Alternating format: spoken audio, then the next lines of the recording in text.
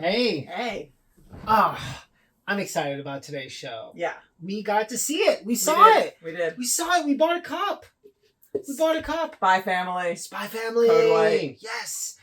Spy Family is one of our favorite anime, and I love that this movie is out, and not only was it out, how did we see it? We saw it in IMAX. So cool. Yeah. We saw everybody in IMAX. And They were larger than life. So huge. I can't go back, really. It's going to be so hard whenever the third season comes out. I'm going to be like, how do I even deal with this tiny little screen? At least we've got some time. That's true. We'll be watching other anime not in IMAX. That's true. And so once Spy Family comes back, you'll be like, what was IMAX even like? I mean, what a great time to be an anime fan, right? Yeah. I really do think Funimation, RIP, but Funimation paved the way with the Dragon Ball releases. Yeah. And now they're Crunchyroll and they're doing the same thing. And we've seen a few releases of anime films in the theaters. The My Hero Academia ones do pretty well.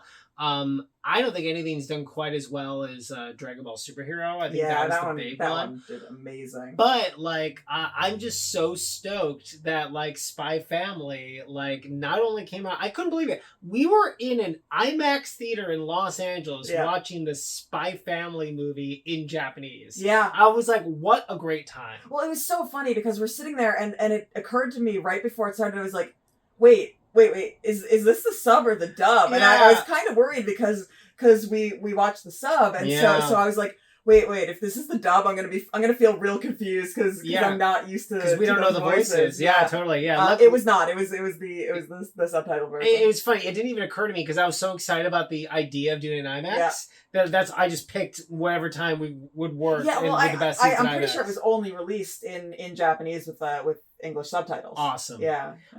No, there is a dubbed version, I think. Is there? Yeah, I just don't know if it's the IMAX version or not. I thought there was a dubbed version. I don't think so, but I could be wrong. Well, either way. So yeah, I really, really, really liked this. Yeah. So I think we'll try to stay spoiler free in case people haven't seen it yet.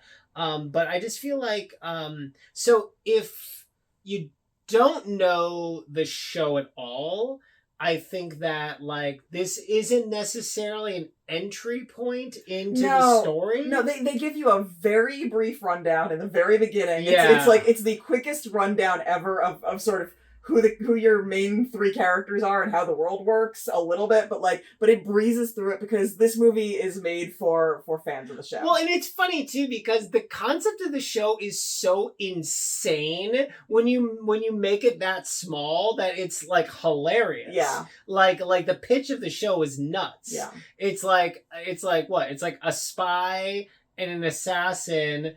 A psychic child. A telepathic little girl all make this fake family. And then they get a dog that sees the future. Yes, so bizarre. But it works. Welcome to Spy Family. Well, it's funny because in an anime, especially in when you meet all these characters in the pilot episode, it just works. Well, and we say all those things. Nobody knows about the other people's things except for the child and the dog. Yeah, exactly. The child and the dog know everything. Yeah. The adults know nothing. No. And it's fun too because I'm so used to the stuff that comes out in theaters being kind of really hardcore or really actiony, and this definitely has action. Of course. But so much of this movie is just fun. Well, the thing about Spy Family is that the name of the show really defines what the show is. Yeah, it's true. There is spy stuff. There's the James Bondy, actiony, cool subterfuge spy stuff, but there's so much family. Yeah, there really so is. much of it is about this family that they've created. Yeah, and both aspects of it are equally fun and give equal weight to what makes the show so great. Yeah, 100%. And I love that.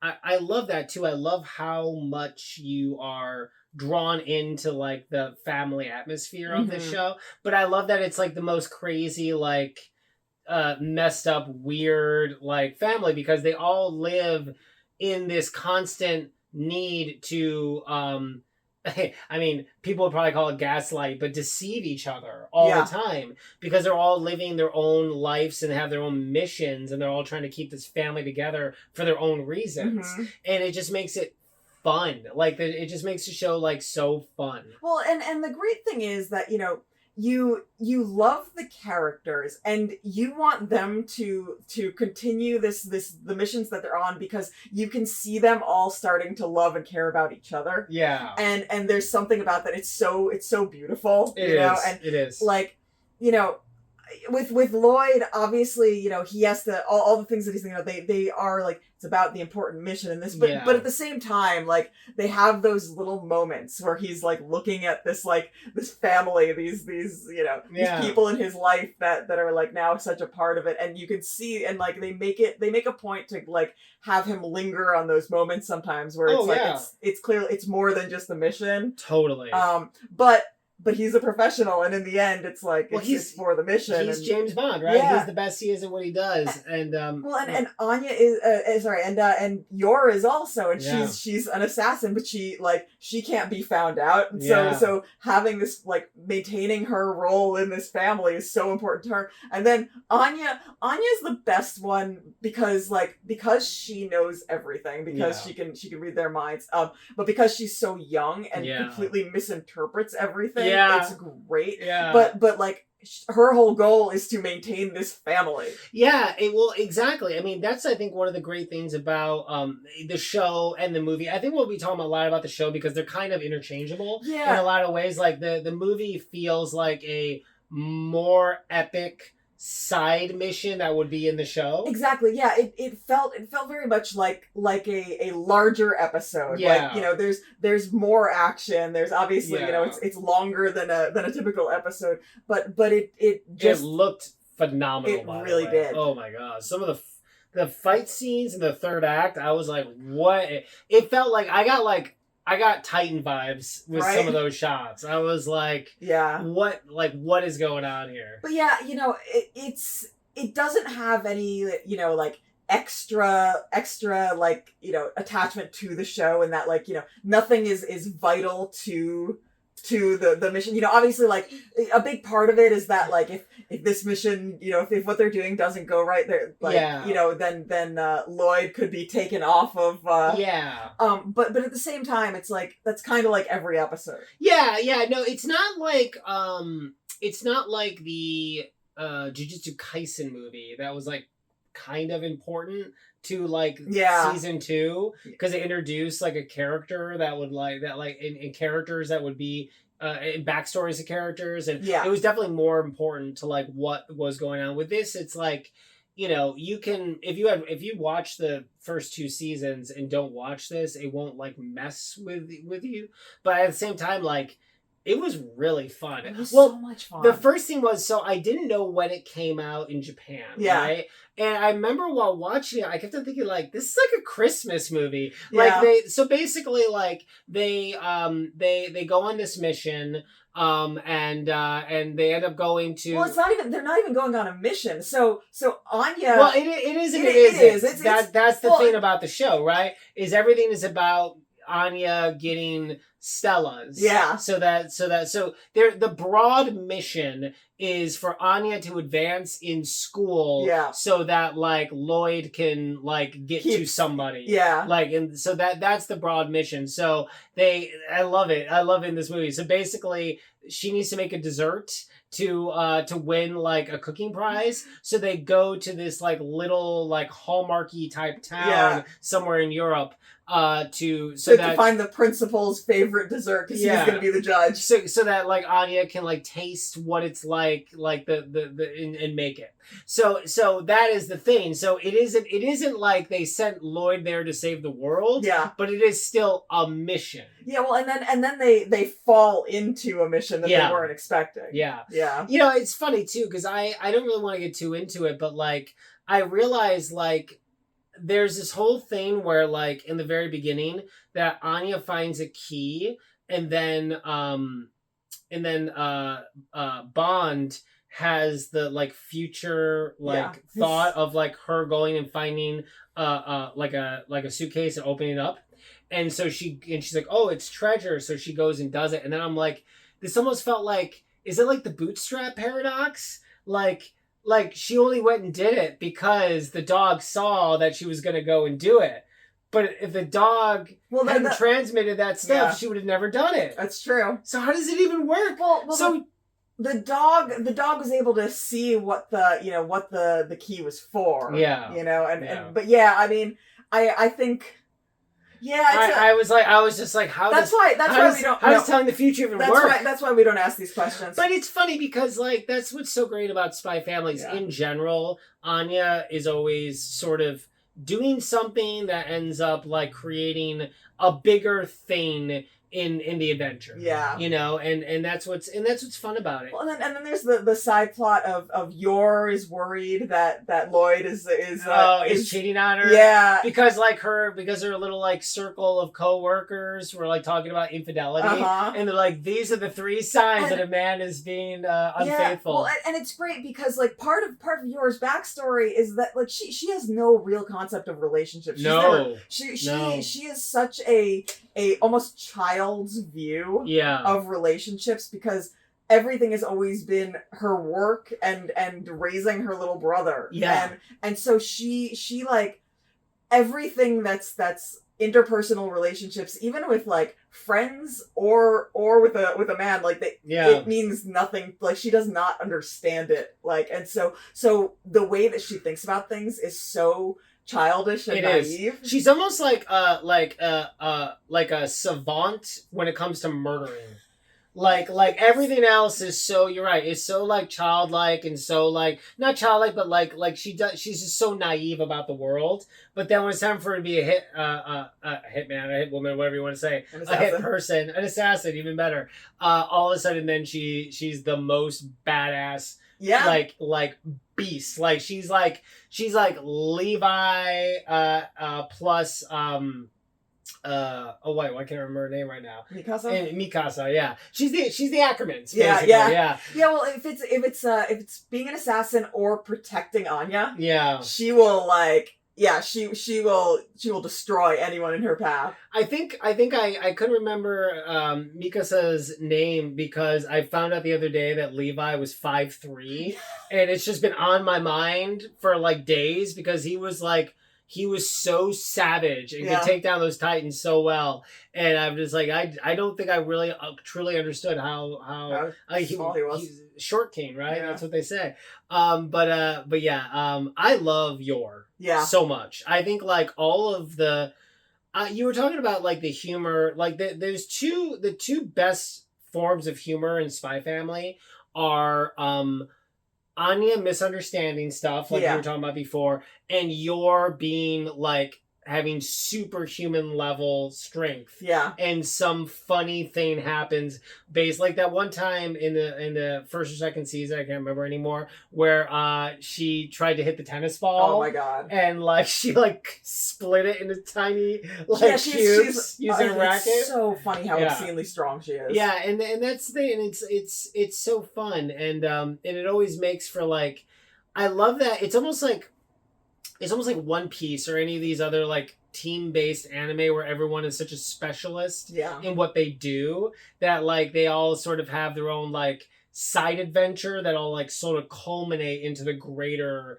conflict. Yeah. And this definitely has that too. Like, because like Lloyd is like super smart, super spy, knows everything, and he's also like a master of disguise. So he's like really good at subterfuge. So funny. Yeah. Like it's Mission Impossible style, like, that level of disguise, but like, where does he get the mask and costume? Like, I know, like sometimes it's all he steals it magical. from people, but then it's like, and he's also now their body type. Yeah, and why not? Also does it like immediately, like within seconds. Well, and that's what's like so fun. That's the other thing about Spy Family too, is I think because it's one of those. There's a lot of anime right now that like are cross genre. Mm-hmm. Like Spy Family, I think is kind of mostly a comedy. Yeah, I would say it's mostly comedy with action adventure elements to it, because I think part of Lloyd being having access to like really high-end disguises instantaneously, like he was like Mystique from X-Men, is also meant to be kind of humorous. Yeah. Because he's just like, it's like, you know, like Ethan Hunt just randomly always tends to have, like you said, the Mission Impossible thing. It's like, oh, now he's this guy. I love when he can do something and then he explains it to Yor, and Yor's like, Lloyd, you're so great. That's that totally makes sense. Like he comes up with like the most like ridiculous excuse, and she just believes him. Yeah, I learned it in school. Yeah, totally. Well, and it's funny because like I was thinking about that too, because like, you know, the thing with you know, Yor being really nervous that Lloyd is having an affair, and you know how she deals with things. I was thinking about sort of, you know, gender dynamics and the way that like we think of things in the Western world now, and then, you know, and I was like, oh, is this a bad look? And then I remember, and then she has that like amazing fight in the end, and I'm like, oh yeah, that's like the thing. Like they don't talk down about her at all. It's just a funny character trait she has. At the end of the day, she is a monster. Like she's such a beast. Yeah. Like fighting wise. Oh man. She has this fight at the end of the movie. I'm just going to say it's a fight, but it is so awesome. It made it worth seeing in IMAX in the theaters. I was like, this is so great. Yeah, no, so cool. It was like, there are certain scenes like that where they really went all out. They're like, yeah, no, this is a movie. This is meant to be seen on a big screen. It'll look great on, you know, if you watch it on TV too, whenever it, you know, comes out that way. But seeing it on a big screen, they really put the effort in to make it feel big. Yeah, I mean, that fight, it felt like some version of like Rock Lee and like Resident Evil. Like, yeah, you know I know mean? exactly what you're saying. It was so dope. Yeah. But yeah, no, I loved it. I thought it was so cute, and I thought it was fun, and they do this thing with the bad guy early on, which is like such a funny. It's like, I don't know, it makes you hate the guy, and you know, and he does all these things in the movie that you're just like, this is the worst human. Yeah. But like his initial transgression against the family is it's so funny, because it's like, in a way it's just kind of crappy, but also you're like this guy is evil to the core. Yeah. You know what I mean? It's like it's so good. Yeah. It was so cute. But yeah, I loved it. I honestly like I love that they incorporated, you know, like all the characters that you love, but in their little ways, you know, like Yor's brother and you know, Agent Nightfall and Frankie and love Handler. that name, like, by the way. Agent Nightfall oh my God, is so such a cool name. Yeah, she's awesome. Yeah. I love that she's like so in love with Lloyd and is like constantly trying to like usurp Yor's position as his like fake wife. Yeah, so good. So funny. And that's the thing, like there's a lot of, and that's the other reason why like the comedy elements, like there's so many like runners in this show of like everyone kind of comes in and has like their own sort of like joke. Yeah. Like Frank, like, you know, Frankie is always there to kind of like be, you know, kind of what's the word? I mean, he's comic relief in a comedy, which is funny. He's comic relief, but he's always given like the kind of crappy jobs. Yeah. I mean, he always kind of has to do them, but he's always like, I don't know. He's an informant, not an agent. That's the thing. He's not an agent, but he always treats him like he's like a gopher, basically. Yeah. For him. But it's always really funny. And anyway. So one of the things I wanted to mention, and I had said it to you in the car back here, and you said you were thinking and going to talk about, but you haven't talked about it yet. So I'm just going to say it. I think what I liked most about this movie is it kind of like lulled me in, and for a while I kind of felt like I was watching an episode of Spy Family, and then the like second, third act gets humongous, and I'm just like, oh wow, I was like, this is so awesome. And I love that, because I felt like, as a fan of the series, I felt like I was watching a cool new episode I'd never seen. And then when the third act, you know, it gets like, it's like Miyazaki, right? Like Miyazaki movies are like that often, where like it's a little like kind of small, and the third act is like bonkers. Like honestly, it does what one of these movies should do. Yeah. It felt like the show, but bigger. Yeah. You know, and and it felt like the show in a way that, you know, it's canon, but it's not necessary. Like, Yeah. you want to watch it because it's awesome. Yeah. But it's like, if you miss it, you know, you're not missing out on facts you need for the show. Yeah. But at the same time, it's not like the Naruto, you know, movies that are like, sometimes like they don't feel like canon at all. Like, yeah, you know, they just feel like almost in another universe sometimes. Like, and the Naruto movies are tough too, because there was so much filler in Naruto that those movies often just felt like more filler. Yeah, like there's maybe like 3 like good Naruto movies, and most of them are kind of okay. Yeah, and there's only one great Naruto movie. The last, yeah. The last is the best movie, and then after that, like, the one when he goes back in time and his dad is one of the main characters is really good. And then, I don't know, all the other ones are just kind of okay. Yeah. Like, I mean, from there you just sort of pick like whatever. But there's like, it's funny because like Dragon Ball has like many great movies. Yeah. Like the original 3 are great. Yeah. Like Dead Zone is great. Tree of Might is great. Yeah. Like Broly obviously is amazing. Like, you know, like a lot, pretty much all the new ones have been really, really strong. For sure. And so, R.I.P. my man Toriyama. Yeah. But yeah, I mean, it's so anyway, it doesn't matter. I think we said enough in regards of like, I don't want to spoil anything. Yeah. I think if people haven't seen the show, I don't know if... I mean, listen, if you want to support anime in theaters, I think that's a good idea. But I also think, like, you should maybe... If you're interested to see it, you should watch, like, the first 2 or 3 episodes of the show. That's true. Yeah, yeah. I mean, think if you watch, like, the first couple episodes, you'll get the basis, and then you'll feel, like, fine watching this. Yeah, because the movie takes place... would have aired around the beginning of the 2nd season. Yeah, and honestly... It's a 2, like, thus far it's only 2 seasons in. Yeah. Like, it's not one of those where you have to watch like 1,000 episodes to catch up, you know? But like you said, even if you just watch the first couple episodes of the first season, you'll understand enough that this movie will like totally make sense. Yeah, and I do want to say 2 more things real quick about the movie that aren't really spoiling anything.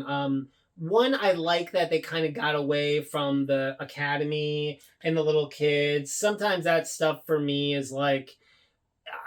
The Anya focused humor is always really great. Yeah. But the school stuff, I'm like a little less like, it's, you know, it's kind of boring. Well, for me personally. Yeah, no, it's very much the family side of Spy Family, but like a lot of the time I'm like, yeah, but I want more of the spy. Like, yeah, you want or the your stuff. Like, one of the things that I loved about this was that it actually like combined spy and family, you know. It's like, because a lot of it's like, here's your spy stuff, here's your family stuff, you know. But in this one, they actually made a point of, if we're gonna do this stuff, we're gonna do it as a family. Yeah, and so it turned out that like a lot of the spy stuff became family stuff. Yeah, and I feel like I agree, and I also feel like the movie they definitely balance it out in a way that, like, I feel like you had the spy stuff.